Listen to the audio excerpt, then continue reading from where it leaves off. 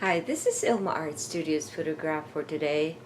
Beautiful sunset here in one of our memorial parks in Orangeville. Hi, check my website at ilmaarts.com for more artworks and photographs. Today I'd like to share Isaiah 40 verse 29. It says, "He gives power to the weak and strength to the powerless." Here's my poem. Power to the weak. The Lord is there for those who are powerless. He gives them strength, and His love is boundless. When you are weak, He's there to give you power.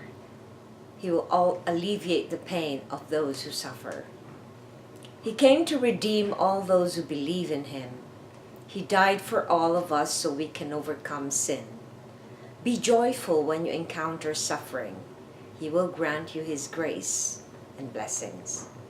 Here's my essay. During the darkest years of my life, I felt very hopeless, powerless, and desperate. I had experienced so much pain and abuse without realizing that I was uncomfortable with peace and joy. I wasn't a born-again believer at that time, so I only did what others would do. I followed my will and the world's standards. I consulted all kinds of self-help books and relied on my own mind and abilities. I didn't realize that God only wanted me to rely on Him and no one else. There was a time when I was at a desperate moment that I almost ended my own life. He still saved me.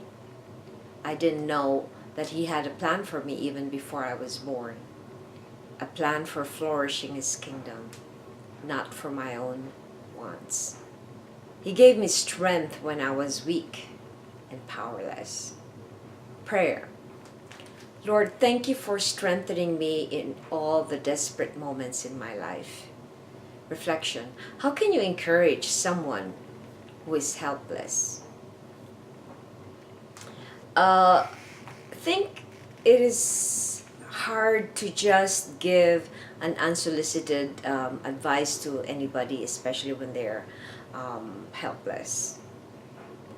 The only best way to do is to hear out if they will be able to share what they're going through. And you can do that by opening your own experiences so that that person will feel safe and trust you and eventually share what has happened to him or her. In my case, when people are very judgmental, I tend not to share. But when they share their own testimony, their own experiences, then it's easier to share.